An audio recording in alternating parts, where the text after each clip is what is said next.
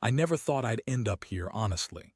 My wife, Sarah, and I had been together for about 8 years.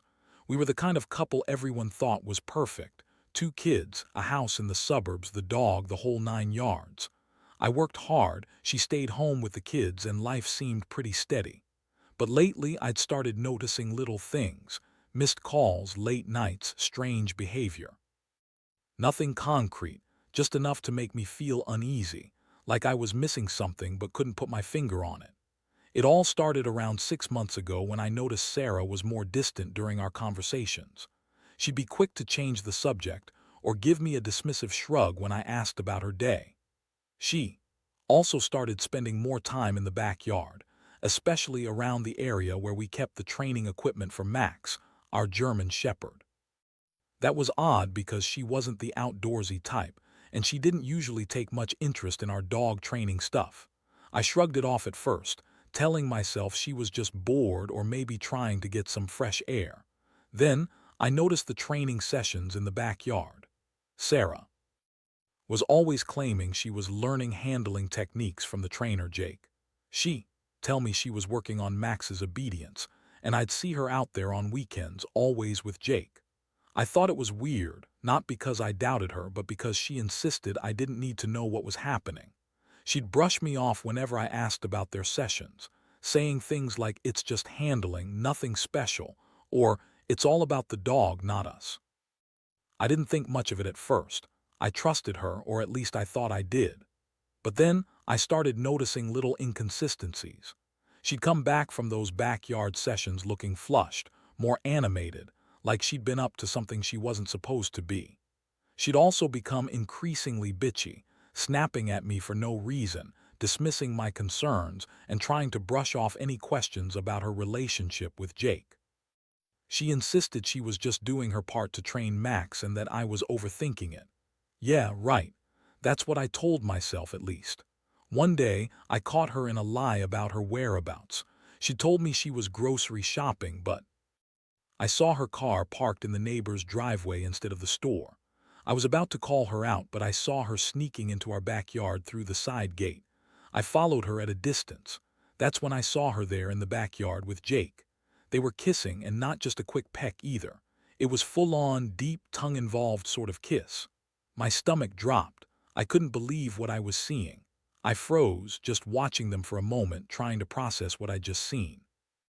My mind was racing. How long has this been going on? Was I such a clueless idiot that I missed all the signs? The worst part was seeing her so brazen about it, like she didn't think I was even worth hiding it from. I felt my blood boiling, but I also felt deep, humiliating shame. How had I missed this? How had she been lying to me all this time? I didn't confront her then. I backed away slowly, my mind spinning. I thought about everything. The time she snapped at me, her secretive phone calls, her dismissiveness, and I knew I had to do something. I couldn't keep pretending. I was angry, hurt, humiliated, and I felt betrayed on a level I'd never experienced before. This wasn't just some flirtation or a few late nights. She'd been sneaking around with our dog trainer, Jake, for months. In our backyard, in plain sight, while I was out shopping for treats, thinking she was just learning handling techniques. That was the moment I realized my marriage was over as I knew it. I had to plan my next move carefully, but I already knew I couldn't stay silent about this. After I saw her with my own eyes in that backyard, everything else felt like it was happening in slow motion. I stood there frozen, my mind racing and my heart pounding so loudly I thought everyone must have heard it. I couldn't believe it. There she was, cheating on me right in our own yard with Jake of all people. The guy we'd hired to help train Max, our dog. I kept replaying what I saw, trying to make sense of it, trying to figure out how long this had been going on, and how blind I'd been. I waited until she and Jake finished whatever they were doing, and slipped back inside. I didn't know whether to feel furious, humiliated, or just numb. The first thing I did was go into our bedroom and grab my phone. I hesitated for a second, wondering if I should call her or confront her face to face, but I knew I needed evidence, something concrete. With trembling hands, I snuck out my phone and started recording the backyard through the window. I had to be sure. For the next few days, I kept my eyes on her, watching her behavior carefully, how she left the house, who she talked to, and her interactions with Jake. It was like living in a nightmare. She was still insisting she was learning handling techniques, but I saw through her lies now. She was just trying to cover her tracks, maybe figure out what I knew or what I was up to. She was acting bitchy, dismissive, and I could tell she was trying to throw me off, keep me from digging deeper. One night, I finally decided I'd had enough. I needed to confront her. I waited until she was in the kitchen, pouring herself a glass of wine, and I just blurted out, "Sarah, I saw you. I saw you with Jake, in our backyard. You've been cheating on me, haven't you?" Her face immediately twisted into that smug, bitchy smirk she gets when she's trying to act like she's in control. She looked me dead in the eyes and said, "Oh, give me a break, you're crazy. I was just—" "No," I cut her off, voice shaking but steady. "I saw it with my own eyes. You and Jake sneaking around, kissing in the backyard while I was out shopping for treats.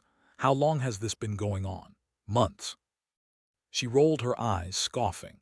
"You're overreacting. It's none of your business. Jake just helping me with Max. You've got no proof. Proof? Are you kidding me? I have videos, pictures. I saw you.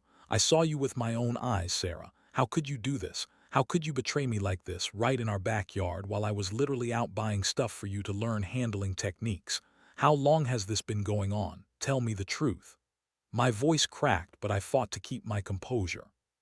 She looked furious now, and her tone got sharp. "You're nuts. You don't know what you're talking about. You're just jealous because Jake's better at handling Max than you are. Maybe if you paid more attention, you'd see that I'm doing this for us, for the damn dog." I couldn't believe her lies. I felt a surge of anger and sadness all at once. I'd trusted her, loved her. And now I knew she'd been sneaking around behind my back, lying to my face. The betrayal cut deep. I had never felt so humiliated, so stupid for not noticing sooner. How did I not see it? How did I miss the signs? That night I lay awake for hours, staring at the ceiling, replaying everything. I felt like I'd been punched in the gut. I'd always thought we had a solid marriage, that Sarah was the woman I'd spend the rest of my life with. But now I wasn't so sure. I started questioning everything, her words, her actions, our entire relationship. Was I just a fool for trusting her? Was I another mark in her game? The feelings of betrayal were overwhelming, and I knew I had to figure out what to do next. I couldn't keep pretending I didn't know. I had to act, and I had to do it carefully. This wasn't just about a cheating wife anymore. It was about my dignity, my respect, and my sense of self. The next morning, I woke up with a pounding headache, but my mind was clearer than it had been in days. I knew I couldn't ignore this anymore. Staying silent was only making me feel worse, like I was complicit in her lies. But I also knew confronting her without a plan would be stupid. I needed to be smart about this, strategic. I wanted to catch her in the act again, get more proof, and understand her mindset. I didn't want her to think I was a fool, because I was. I decided to set up some hidden cameras around the backyard, aimed at the usual spots where she and Jake met. I spent the day installing small, discreet cameras in the trees and under the deck. I kept the feed on my phone, watching everything, waiting for her to slip up. I was angry, but I also knew if I wanted to win this, if I wanted to truly expose her, I had to stay calm and collected, no impulsive moves. Over the next week, I watched as she continued her secret rendezvous with Jake. Things got more explicit, more heated. I saw them kissing, touching, even more than I'd seen the first time. The worst part was seeing how shameless she was about it, like she didn't care if I knew. I kept picturing that and feeling the rage build in my chest. I wanted to tear her apart, but I also knew I had to keep my cool. One day I decided to follow her when she left the house. I needed to know who she was meeting and where. I followed her to a fancy hotel downtown. She checked into a room with Jake. It was confirmed now this wasn't just some backyard affair. It was a full-blown secret life. I stood outside the hotel, watching her go in with Jake, feeling like I'd been punched in the gut all over again. That night I went home, my head spinning. I knew I had enough proof now. It was time to confront her properly. I waited until she was in bed, pretending to sleep. I printed out the videos and screenshots, then sat there staring at them, feeling like I was watching some stranger's life. I didn't want to believe it, but I knew it was real. When I finally told her I knew, her face twisted again into that bitchy smirk, like she thought she was still in control. She tried to deny it, saying I was paranoid, that I was imagining things, that Jake was just helping with Max and I was just jealous. She called me insecure, accused me of not trusting her. But I had enough now. I laid out all the evidence, made her see the videos, the hotel receipts, everything. She stared at me with that contemptuous look, just sneering, claiming she was just learning handling techniques and that I was making a big deal out of nothing, that she was doing this for us, for the dog.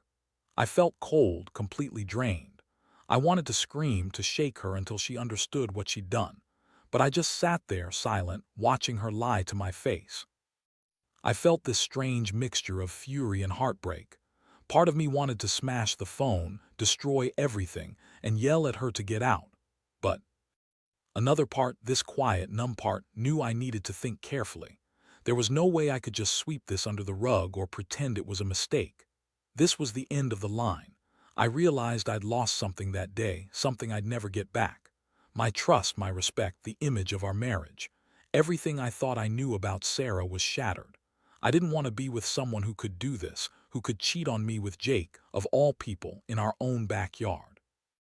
I felt like I'd been played for a fool, but I also knew what I had to do. I had to decide whether to fight for this mess or walk away. And honestly, the thought of staying made my stomach turn. I was angry, hurt, and exhausted. But I knew one thing for sure: this wasn't going to be swept under the rug. Not anymore. That night, after she finally passed out in bed, probably exhausted from her lies and the fake confidence she'd been putting up, I stayed up, staring at the ceiling. My mind kept replaying everything I'd seen and heard. The videos, the hotel visit, her smug face when she lied. I felt like I'd been punched in the gut 100 times over. I didn't know how I'd managed to hide my feelings all these years, but now they were spilling out all at once. Anger, betrayal, sadness, harder to swallow than I ever imagined. I kept asking myself, what was I supposed to do now? I could confront her again, demand answers, tell her I knew everything, but honestly, I wasn't sure that would change anything. She'd already been caught, and her lies were so thick I doubt she'd be able to keep them up forever. I knew I needed a plan, a way to get her to admit the truth outright, without her spinning some new web of lies. I started considering my options. Should I stay and try to fix this, or just cut my losses and leave? The next morning, I decided I wasn't going to let her keep pretending she was innocent. I set up a camera in the living room, aimed at the hallway where I knew she'd walk through, and I waited for her to wake up. When she finally came down, I asked her to sit with me.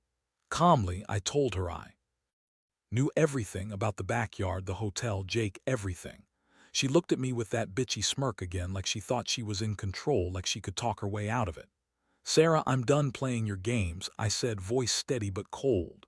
"I saw the videos, the receipts. I know about the affair with Jake.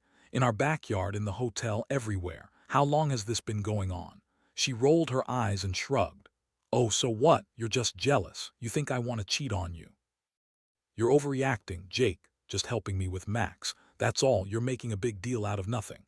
I stared at her, feeling the blood rush to my head. "Nothing. You've been screwing our dog trainer in the backyard, Sarah. In our own house while I was out buying treats for you to learn handling techniques, and you call that nothing?" I couldn't contain my anger anymore. "You've been lying to my face for months, hiding this from me, and you think I'm just overreacting." She huffed, crossing her arms. "Fine, maybe I did. Maybe I made a mistake, but I don't see why you're so damn upset about it. It was just sex, okay? It meant nothing. I was just sex." I cut her off. "That's what you're going with, that it's just sex. You lied, cheated, and betrayed everything we had, and all you can say is it was nothing. Well, I got news for you, Sarah. That's not just sex. That's betrayal of the worst kind, and I don't know if I can forgive you for this." She looked furious now, her eyes narrowing. "You think I care what you think? You're not even worth it. I don't need this bullshit from you. You're just jealous because Jake is better at handling Max than you are. You're insecure, that's why you're making a big deal out of this." I felt my fists clench, but I kept my voice steady. "I'm done. Done with your lies, your excuses, your bullshit. I don't think I can stay here anymore, not after this. You've broken whatever little trust we had left." She snapped, standing up and yelling, "Go ahead and leave then, see if I care. You're just a stupid, insecure guy who can't handle a little fun. You're so pathetic. I don't need you, I never did. That was it. I looked at her for a long moment, feeling the weight of everything crashing down on me. I realized that trying to salvage this was pointless. She didn't care, she never did. All those years we built, all the plans, the future, it was all crumbling in that instant. I grabbed my keys, my phone, and without another word I walked out the door. I didn't look back. I needed space, time to breathe, to figure out what my next move was. As I drove away from the house, I felt a strange mixture of relief and heartbreak. The reality was sinking in. I'd lost my wife, my marriage, maybe even my family. But I also felt liberated, like I could finally breathe again. We'd been living in a lie, and I was done pretending everything was okay. I knew I had to get out of that house, get some clarity, and decide what was best for me, whether to fight for what's left or just walk away for good. Either way, I was done with her lies and her betrayal, and I was ready to start healing. The days that followed were a blur of emotions and difficult decisions. I stayed with a friend for a few nights, trying to clear my head and process everything that had happened.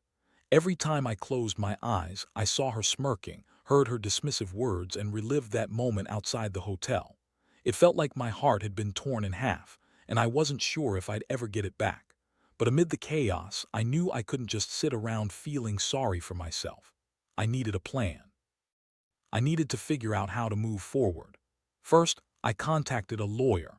I knew I had to protect myself legally, especially if she decided to fight for custody or try to spin this around on me. I gathered all the evidence I had, video clips, receipts, messages, everything that proved she'd been unfaithful and sneaky about it. The lawyer told me I had a strong case for divorce, especially given the proof of her affair and betrayal. That was a bitter pill to swallow, but I was relieved to finally have some clarity.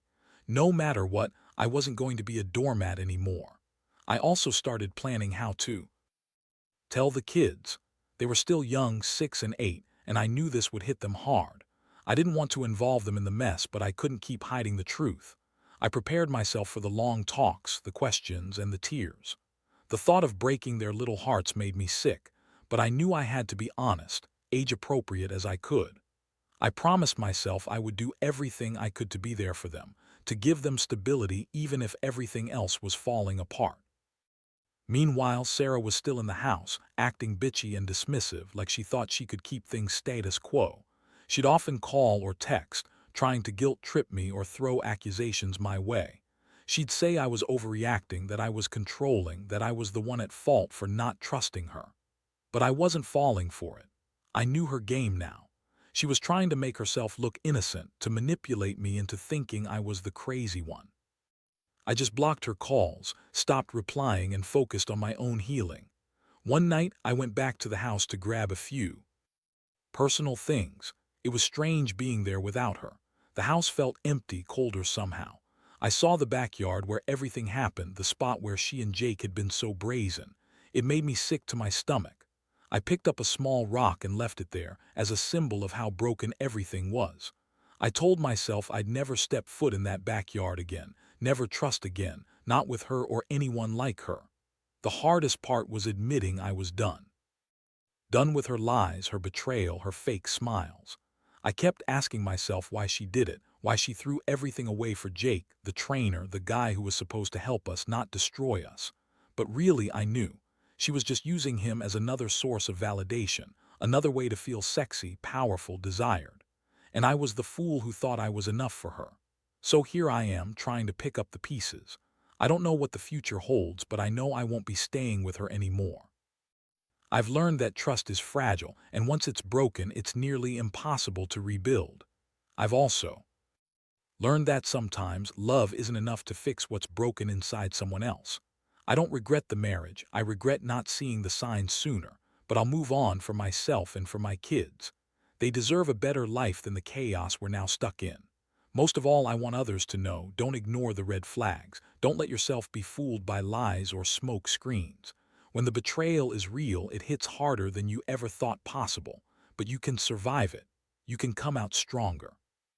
And in the end, that's what I'm holding on to. I might be broken now, but I'm still standing. It's been a few weeks since I finally moved out for good, and honestly, I've felt a roller coaster of emotions: anger, relief, sadness, even guilt. But somehow I'm also starting to see a little light at the end of the tunnel. I never imagined I'd be the guy sitting here telling this story, but I guess life throws curveballs when you least expect them. The one thing I know now is that I won't let betrayal define me. I'll rebuild, piece by piece, and find a way to heal from this. Wreckage, what's been hardest is realizing how deeply I trusted her. I thought she was my partner, my best friend, the one person who had my back.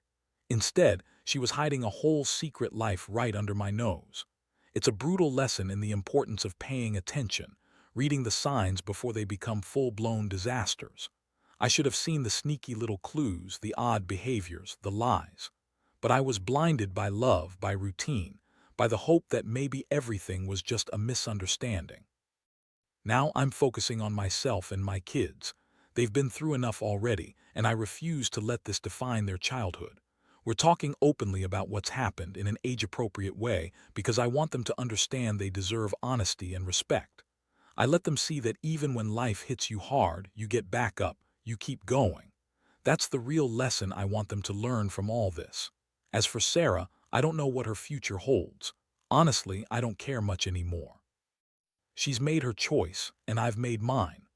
I realize that I deserve someone who values me, who respects me, not just with words but with actions. I'm not perfect, but I know I don't want to be with someone who cheats and lies and manipulates.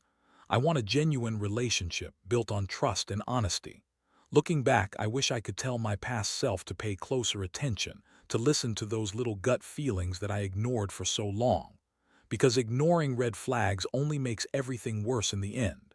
If you suspect something is wrong, don't brush it off. Confront it, face it head on, even if it hurts. Because staying silent is a betrayal too, just to yourself. And to anyone out there going through something similar, I'd say this: don't let shame or embarrassment keep you quiet. You're not alone. Betrayal cuts deep, but it's also a chance to rebuild stronger than before. Trust is fragile, but you are tougher. You can survive the worst, and you'll come out on the other side better, wiser, and more aware. Whenever I look at my kids now, I remind myself that they're my reason to keep fighting, to keep believing in better days. I might have lost my marriage, but I haven't lost hope. There's still good out there, still happiness to be found. And maybe someday I'll find someone who truly values me, someone who won't cheat or lie, but who stands by me honest and real. So yeah, that's my story. It's raw, it's painful, but it's real. Betrayal hurts like hell, but it also teaches you who you really are: resilient, capable, and ready to start over. And for now, that's enough.